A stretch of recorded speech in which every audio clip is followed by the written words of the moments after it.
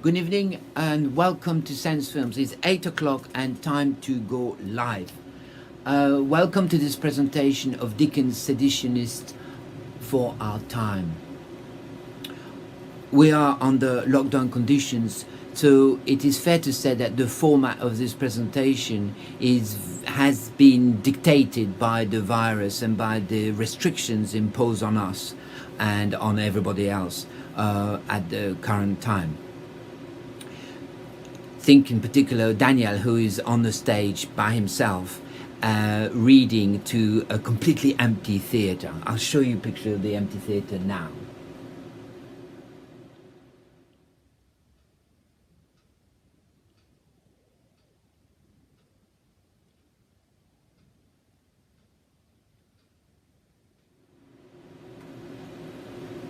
But the project itself was born out of frustration, partly the frustration that Dickens is not often remembered for his anger for the injustices of his time, the greed that caused those injustices, and the indifference that allowed those injustices to continue.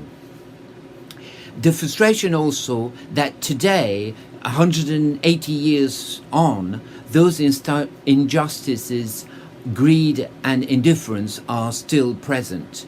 And while the virus has shaped the format of our presentation, you could also argue that the virus has enhanced the requirement for us to look at those things. The virus has exposed those injustices even more than before and made it more urgent than ever for us to present you with this work.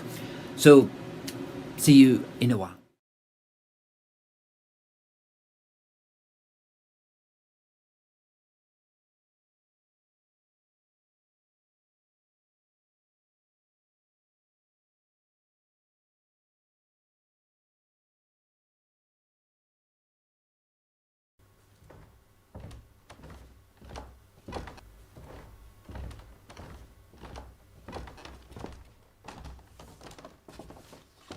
Well, let's help one author escape the lockdown.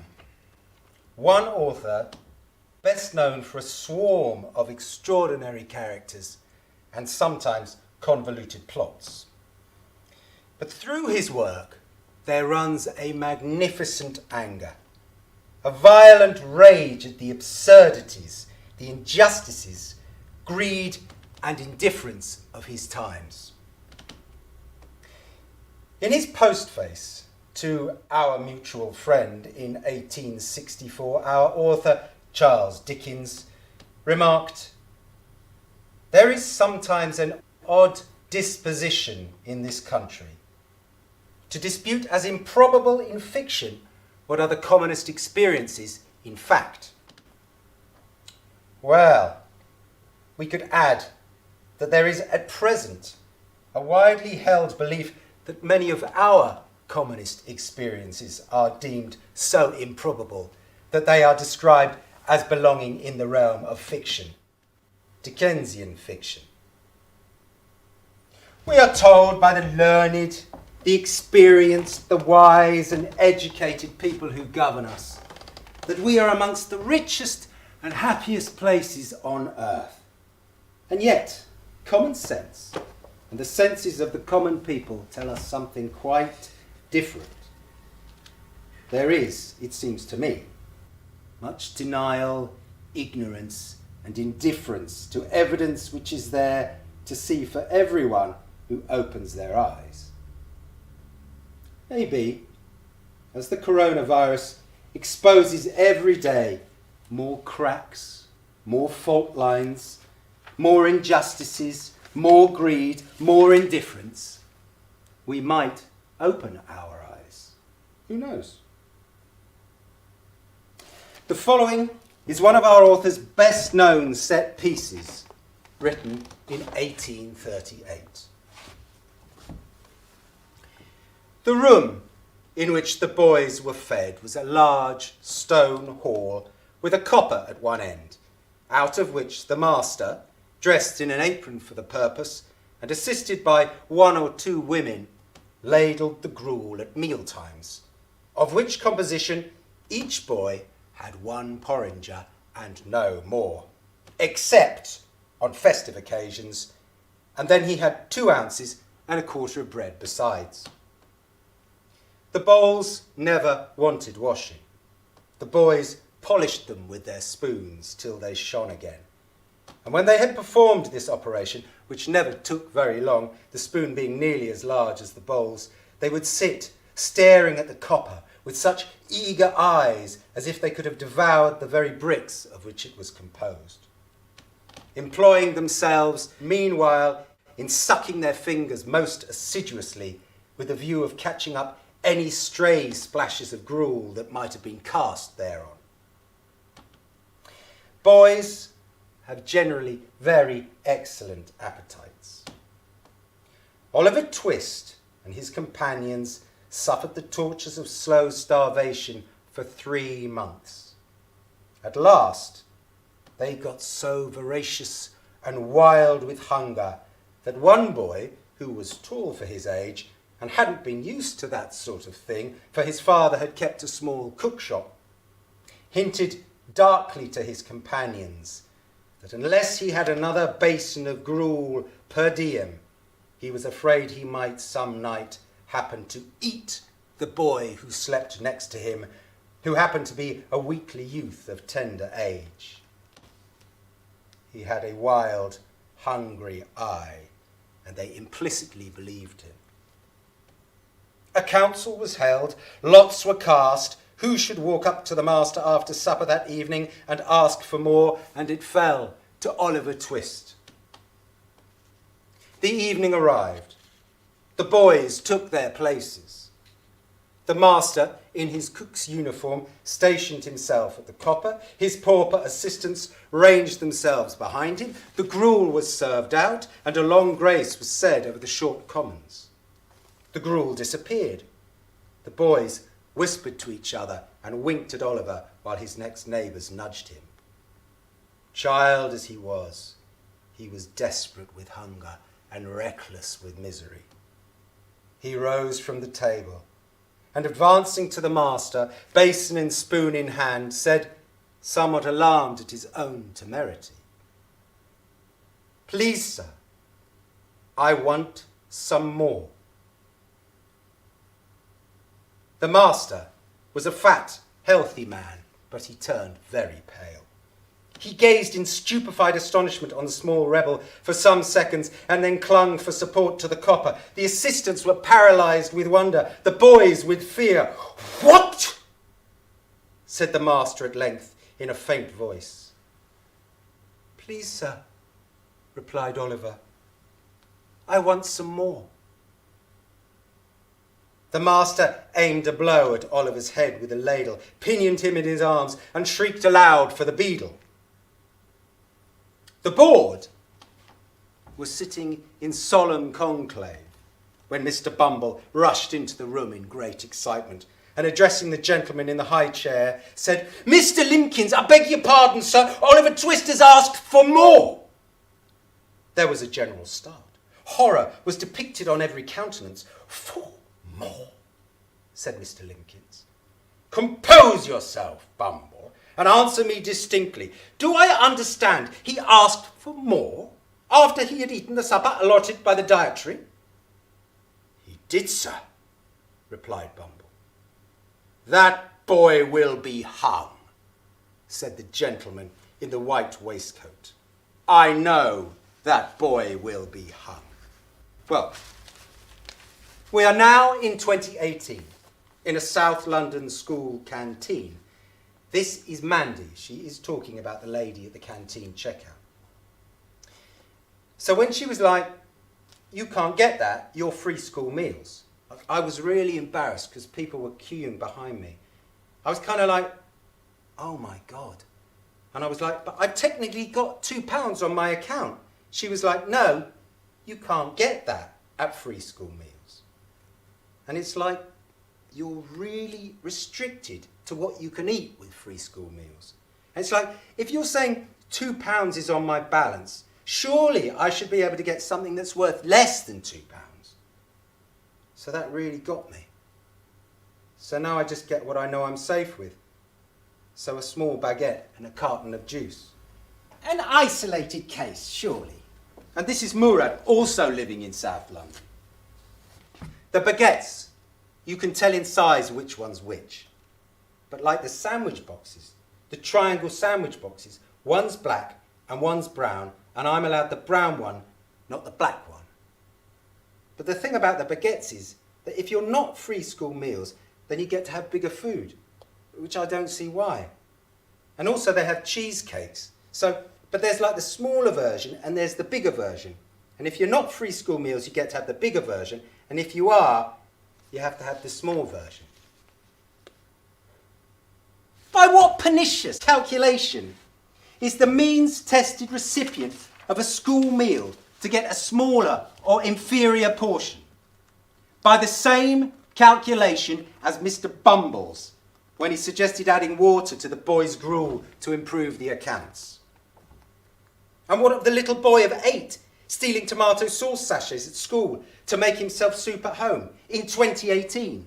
Or others rifling through their school's dustbin? An isolated case, surely. Look around you. Where is this poverty? I see no poverty. Look at the facts. The facts tell you. A strong economy, fact. 700,000 families lifted out of poverty since 2010, fact. The lowest level of unemployment since the 70s. The fact is that 14 million people live in poverty. 1.5 million hovered in and out of destitution in 2018. The fact is that there were 350,000 rough sleepers in 2018, and 1.1 million households are on a social housing waiting list. The fact is that during 2018 and 2019, 3 million food parcels were distributed by food banks. And the fact is that now food parcel distribution has gone up between 50 and 300%. And the fact is that 1.3 million people were unemployed in 2019. And the final fact is that of those employed, many work only a few hours. But facts, facts, facts. In this life we want nothing but facts, said Mr. Bounderby of Coketown in Hard Times, 1854. Coketown, to which Messrs. Bounderby and Gradgrind now walked, was a triumph of fact. It was a town of red brick, or of brick that would have been red if the smoke and ashes had allowed it. But as matters stood, it was a town of unnatural red and black, like the painted face of a savage. It was a town of machinery and tall chimneys, out of which interminable serpents of smoke trailed themselves for ever and ever and never got uncoiled. It had a black canal in it, and a river that ran purple with ill-smelling dye, and vast piles of building full of windows, where there was a rattling and a trembling all day long, and where the piston of the steam engine worked monotonously up and down, like the head of an elephant in a state of melancholy madness. It contained several large streets, all very like one another, and many small streets, still more like one another, inhabited by people equally like one another, who all went in and out at the same hours, with the same sound, upon the same pavements, to do the same work, and to whom every day was the same as yesterday and tomorrow, and every year the counterpart of the last and the next. These attributes of Coketown were in the main inseparable from the work by which it was sustained. You saw nothing in Coketown but what was severely workful. If the members of a religious persuasion built a chapel there, as the members of 18 religious persuasions had done, they made it a pious warehouse of red brick, with sometimes, but this is only in highly ornamented examples, a bell in a birdcage on the top of it. All the public inscriptions in the town were painted alike, in severe characters of black and white. The jail might have been the infirmary. The infirmary might have been the jail. The town hall might have been either or both or anything else, for anything that appeared to the contrary in the graces of their construction. Fact, fact, fact, everywhere in the material aspect of the town. Fact, fact, fact, everywhere in the immaterial. The Machokum Child's School was all fact, and the School of Design was all fact, and the relations between master and man were all fact, and everything was fact between the lying-in hospital and the cemetery. And what you couldn't state in figures or show to be purchasable in the cheapest market and saleable in the dearest was not, and never should be, world without end. Amen. Just so, my friend, you can't escape it. The market is a fact, and facts make the market, and the market is the coming together of facts. And the fact is that the market is the road to freedom, my friend. The road to self-improvement, enterprise, success, initiative, innovation, regeneration, renewal. It's the powerhouse of the north, the east, the west. Space is next. A town like Coketown, so sacred to fact and so triumphant in its assertion, of course got on well. Why, no, not quite well. No? Dear me. No. Coketown did not come out of its own furnaces in all respects like gold that had stood the fire. First, the perplexing mystery of the place was who belonged to the 18 denominations, because whoever did, the labouring people did not. And your regeneration, and your innovation, and your renewal, and your powerhouses. The perplexing mystery still remains. Who actually benefits by them?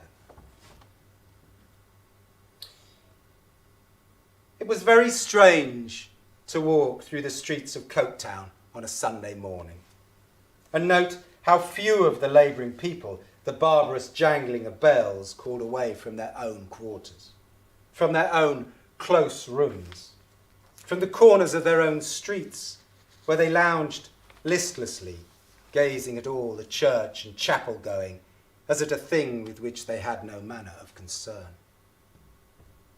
Nor was it merely the stranger who noticed this, because there was a native organisation in Coketown itself, whose members were to be heard of in the House of Commons every session, indignantly petitioning for Acts of Parliament that should make these people religious by main force.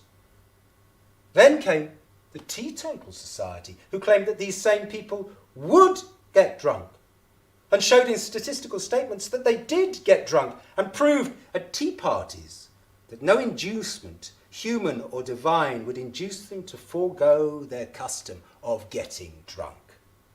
These very same people will not work and idle away on benefits at the hard-pressed taxpayers' expense. Then came the chemist and the druggist with other statistical statements showing that when they didn't get drunk, they took opium. And of course, they smoke dope and they shoot heroin. Then came the experienced chaplain of the jail with more statistical statements, outdoing all the previous statistical statements, and showing that the same people would resort to low haunts, hidden from the public eye, where they heard low singing and saw low dancing and may have joined in it. And they miss school when they haven't already been expelled, and they join gangs and they run county lines. Then came Mr. Gradgrind and Mr. Bounderby, the two gentlemen at this present moment walking through Coketown, both eminently practical, who could, on occasion, furnish more statistical statements derived from their own personal experience and illustrated by cases they had known and seen. That these same people were a bad lot altogether, gentlemen. That they were restless, gentlemen. That they never knew what they wanted. That they lived upon the best and bought fresh butter and insisted on mocha coffee and rejected all but prime parts of meat. And they have iPads and 30-inch TVs. They don't pay their rent and they cheat the benefit system. And yet, these people are eternally dissatisfied and unmanageable. Who are these people anyway?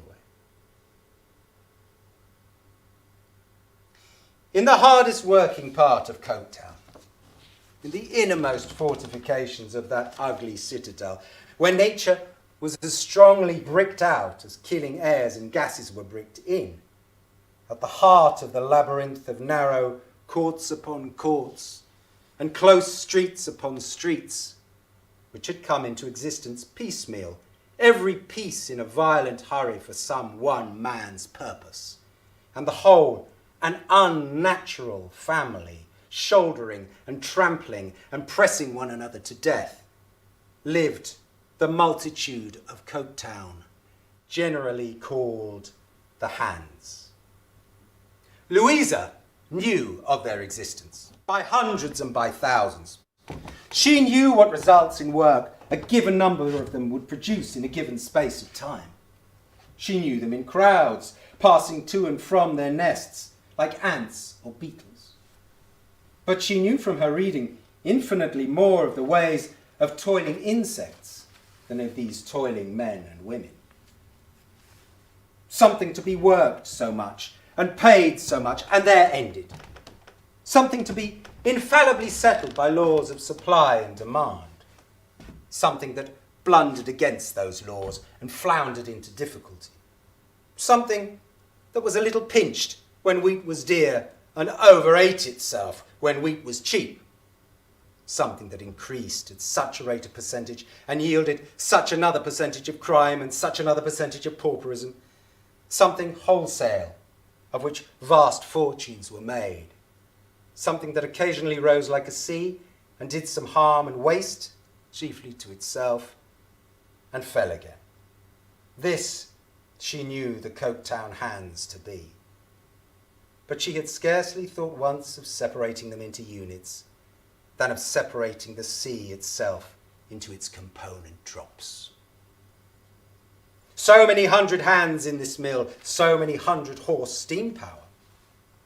It is known to the force of a single pound weight what the engine will do, but not all the calculators of the national debt can tell me the capacity for good or evil, for love or hatred, for patriotism or discontent, for the decomposition of virtue into vice or the reverse at any single moment in the meanest of them forever. Suppose we were to reserve our arithmetic for material objects and to govern these awful unknown quantities by other means. We cannot govern without measurement, calculation and statistics. Listen to Sissy Jupe in Hard Times. Now, Mr. McChalcomchild was explaining about national prosperity. He said, take a nation, and there are 50 million of money in it. Isn't this a prosperous nation and a thriving state? Girl number 20, aren't you in a thriving state? And I said I didn't know whether it was a prosperous nation and whether I was in a thriving state or not, unless I knew who had got the money and whether any of it was mine. But Mr. Chalcomchild said that wasn't in the figures at all, and he would try me again.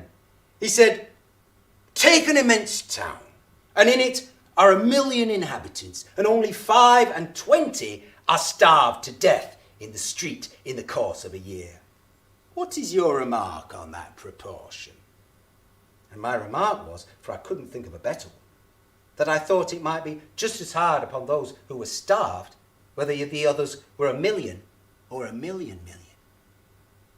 No, this is insanely naive Dickensian sentimentality. Government is about weighty decisions, balancing a multiplicity of facts informed by statistics and data. What, like unemployment figures are at their lowest since 1970? Yes, at 3.8%. And what is that 3.8% to the 1,300,000 that are unemployed? And what, repeated Mr. Bounderby, folding his arms, do you people, in a general way, complain of? Stephen Blackpool looked at him with some little irresolution for a moment, and then seemed to make up his mind. Sir, I were never good at showing of it, though I have had my share in feeling of it. Indeed, we are in a muddle, sir. Look round town, so rich as 'tis, and see the numbers of people as has been brought into being here, for to weave and to card and to piece out a living, all the same one way somehows, twixt their cradles and their graves. Look how we live, and where we live, and in what numbers, and by what chances, and with what sameness. And look how the mills is always a-going, and how they never works us no nigh to any distant object, except in always death. And look how you considers of us, and writes of us, and talks of us, and goes up with your deputations to Secretaries of State about us, and how you are always right, and how we are always wrong, and never had no reason in us since ever we were born. And look how this has grown and grown, sir, bigger and bigger, broader and broader, harder and harder from year to year, from generation to generation. Who can look on it, sir, and fairly tell a man 'tis not a muddle? Of course, said Mr. Bounderby.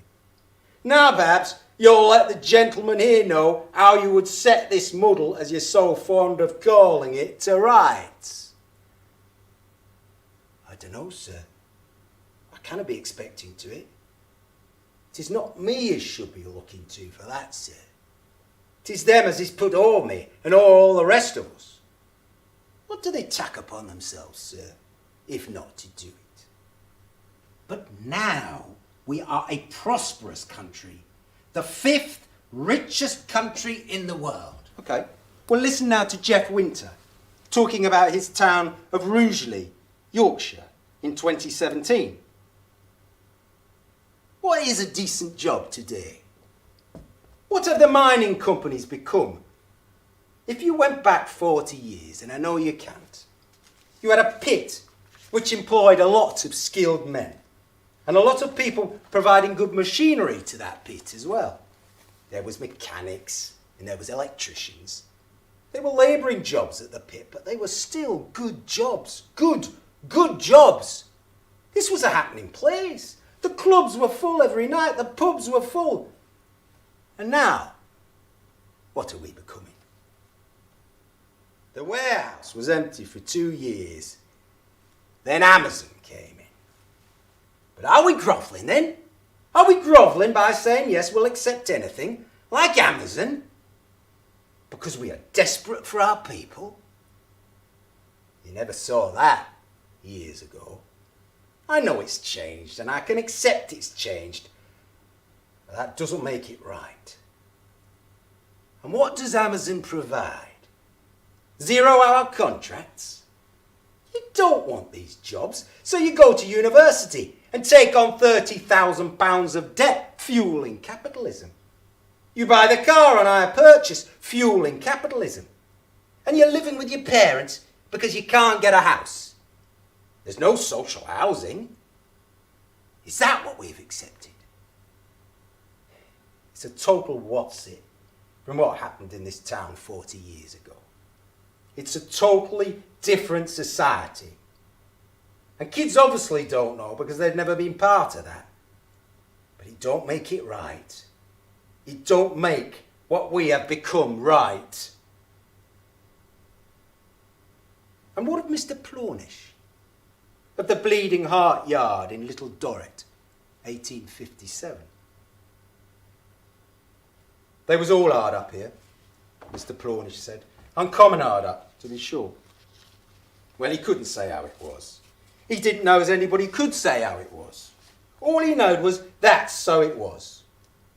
What a man felt on his own back and in his own belly that poor he was, that man knowed well that he was poor somehow or another. And you couldn't talk it out of him no more than you could talk beef into him. Then, you see, Some people, as was better off, said that they was improvident. That was the favourite word down the yard. For instance, if they see a man with his wife and children going to Hampton Court in a van, perhaps once in a year, they says, "Hello, I thought you was poor, my improvident friend." Why, Lord, how hard it was upon a man. What was a man to do? He couldn't go melancholy mad, and even if he did, you wouldn't be the better for it. In Mr. Plawnish's judgment, you would be the worse for it. Yet, you seem to want to make a man melancholy mad. You was always at it, if not with your right hand, with your left. They was all hard up, and they was always squeezed. Mr. Panks, he was the rent collector that was squeezing them. The proprietor of the Bleeding Heart Yard was a patriarchal gentleman with an appearance of radiant benevolence. "Mr. Panks," said the patriarch, "you have been remiss, sir. You have been remiss." "What do you mean by that?" was the brief retort. "I mean, Mr. Panks, you must be sharper with the people. You don't squeeze them. Your receipts aren't up to the mark. You must squeeze them, sir, or the connection will not continue to be as satisfactory as I could wish it to be to all parties." "All parties? Don't I squeeze them?" retorted Mr. Panks. "What else am I made for?" "You are made for nothing else, Mr. Panks. You are made to do your duty, but you don't do your duty. You are paid to squeeze, and you must squeeze to pay." "Oh," said Mr. Panks. "Anything more?" Yes, sir, something more. You will please, Mr. Panks, squeeze the yard first thing on Monday morning. You are paid to squeeze and must squeeze to pay." There's a strange echo of this theme in Acton in 2018. The youth club hasn't quite had its funding cut, but it is being squeezed into a smaller space. And the young people who go there are squeezed into overcrowded housing. Their finances are squeezed through welfare cuts.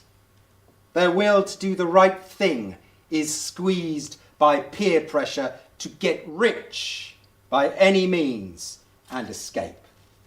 Now we have the answers for that. Law and order. Punish the bad eggs, the preachers of hate, the rabble-rousers. And coffee shops to replace the youth centres. "I'll tell you something at any rate," said Mr. Bounderby. "We will make an example of half a dozen rabble-rousers. We will indict the blackguards for felony and get them shipped off to penal settlements." "Don't tell me we won't, man," said Mr. Bounderby. "Because we will, I tell you." "Sir," returned Stephen, with a quiet confidence of absolute certainty, "if you was to take 100 of them rabble-rousers and was to sew 'em up in separate sacks and sink 'em in the deepest ocean as were made, you'd leave the muddle just where it is." "Rabble-rousers and mischievous strangers," said Stephen with an anxious smile. "When have we not heard, I am sure, since ever we can call to mind, of the mischievous strangers? 'Tis not by them the trouble's made, sir. 'Tis not with them it commences. I've no favour for 'em. I've no reason to favour 'em, but it is hopeless and useless to dream taking them from their trade instead of taking their trade from them. Put that clock aboard a ship and pack it off to Norfolk Island, and the time will go on just the same, so 'tis with the rabble-rousers every bit. Sir, I cannot, with my little learning and my common way, tell the gentleman what will be better all this. But I can tell him what I know will never do it. The strong hand will never do it. Victory and triumph will never do it. Agreeing for to make one side unnaturally always and forever right, and t'other side unnaturally always and forever wrong, will never do it. Nor yet letting alone will never do it. most of all, rating them as so much power, and rating them as if they was figures in a sum or machines. Statistics, without loves and likens, without memories and inclinations, without souls to weary and souls to hope. When all goes quiet, dragging on with them as if they'd now to the kind, and when all goes unquiet, reproaching them for their want of such humanly feelings in their dealings with you.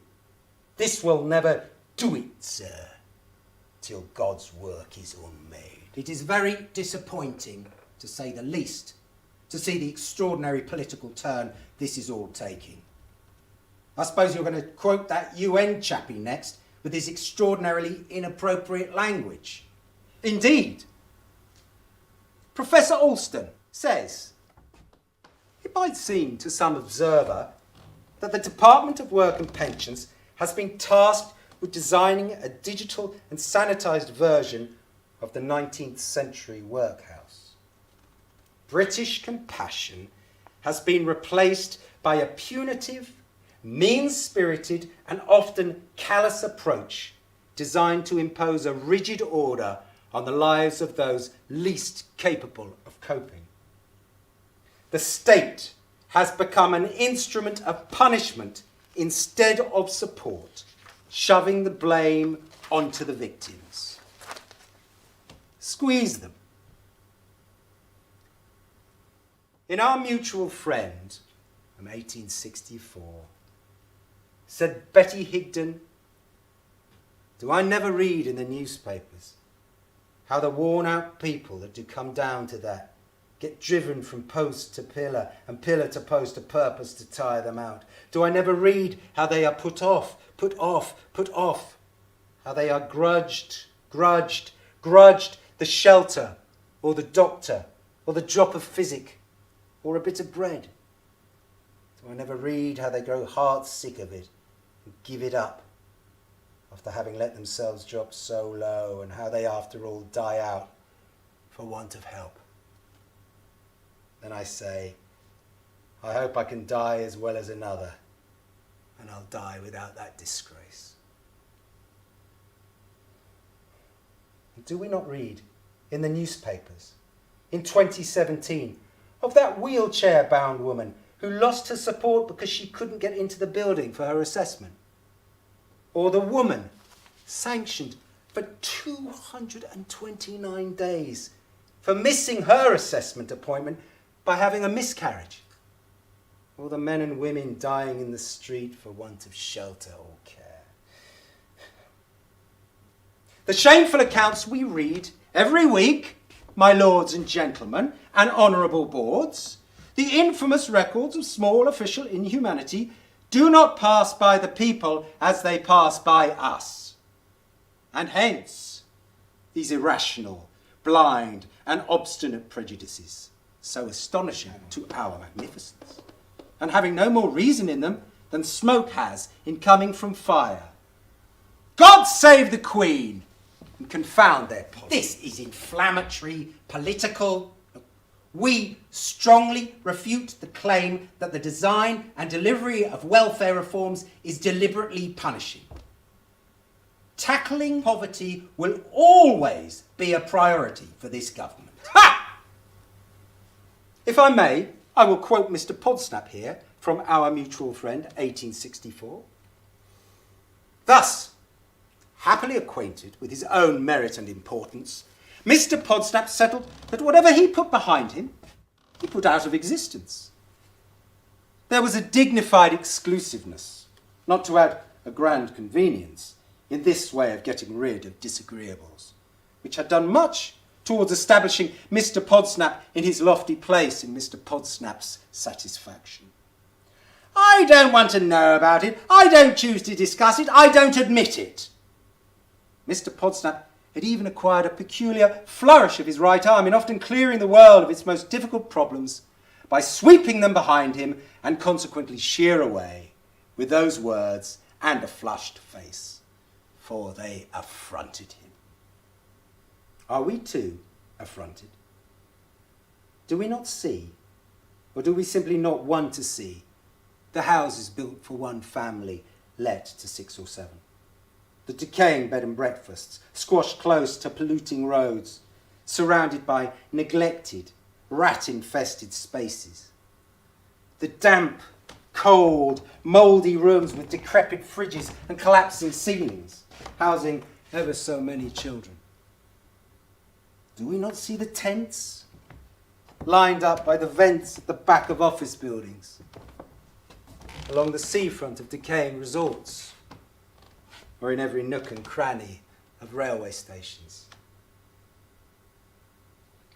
Verily, my lords and gentlemen and honourable boards, when we have got things to the pass that with the enormous treasure at disposal to relieve the poor, the best of the poor detest our mercies, hide their heads from us, and shame us by starving to death in the midst of us, it is a pass impossible of prosperity, impossible of continuance. This boastful handiwork of ours strikes with a cruel and a wicked stab. We must mend it, my lords and gentlemen and honourable boards, or in its own evil hour it will mar every one of us. In 1847, London suffered a cholera epidemic due to poor sewage, and which was predicted for a long time, not unlike the present pandemic. In Bleak House, written in 1852, there is a warning.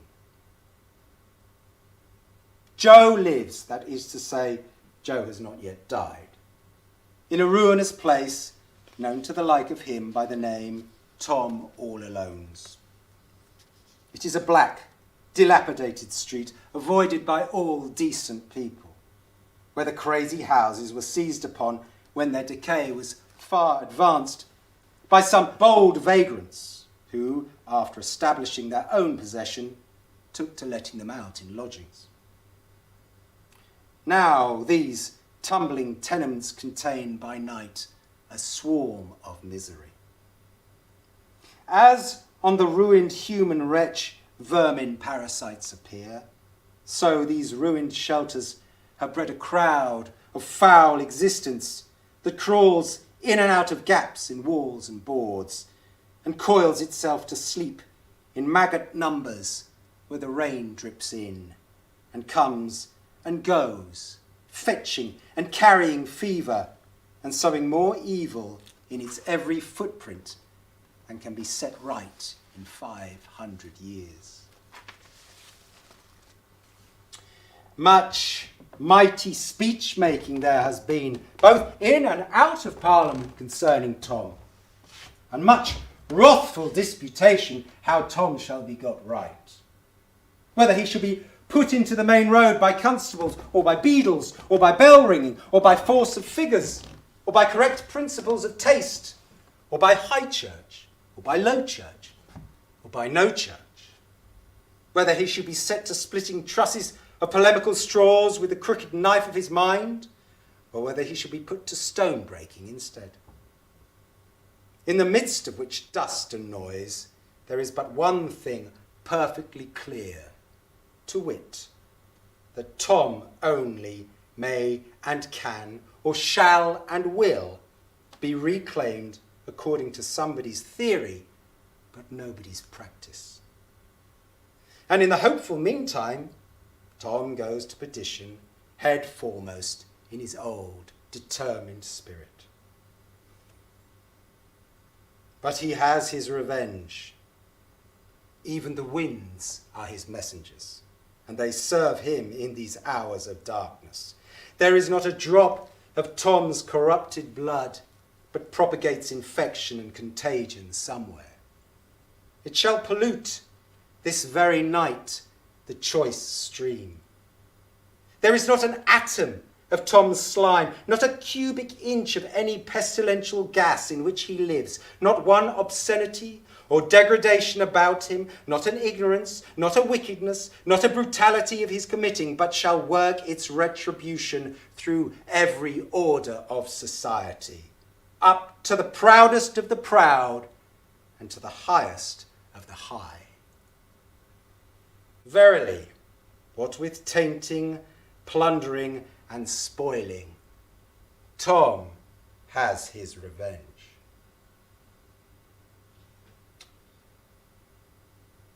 In a letter at the time he was writing Little Dorrit, Dickens says, "I see an enormous black cloud of poverty in every town, which is spreading and deepening every hour."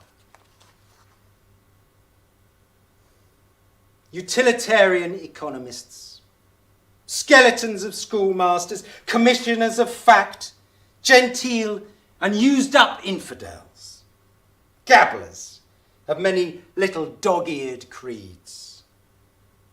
The poor you have with you. Take note of them while there is time yet.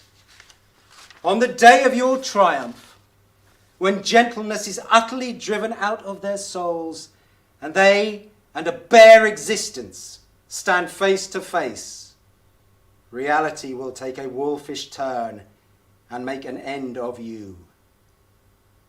Is that what is to be? Creeds from ancient times and much more recent ones have it that all men are equal, that all men have rights, rights to shelter, warmth, food and knowledge. Is that what is to be? Let us cultivate the seeds that are in all men for understanding, compassion, sharing, gentleness and kindness. Dear public, it rests with you and me whether in our fields of action these things shall be or not. Let them be.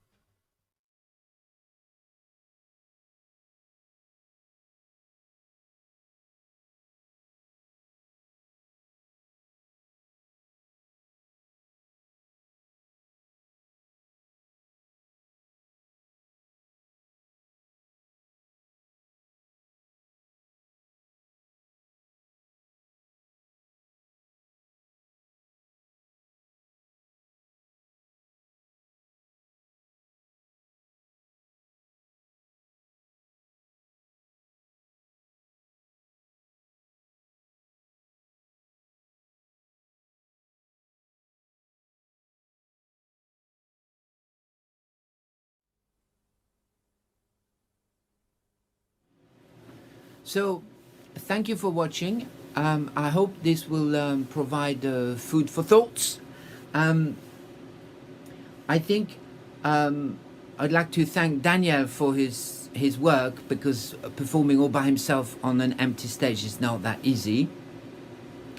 But our greatest debt of gratitude really has to go for people like Charles Dickens in his days, and journalists of today, and people like Professor Philip Holston today, who are standing witness to our world, who write about it and keep their eyes open and encourage us to keep ours open. So I think we owe them a lot, and I hope that this little piece of tonight will keep that alive. Meanwhile, if you can, visit our website, make donations if you can, join our mailing list, look at the other thing. Oh yes, and also remember that we did a production of Little Dorrit, so if you want to see more Dickens, you can buy our DVD on our website, and that would be very helpful for us. Thank you very much. Good night. Good night.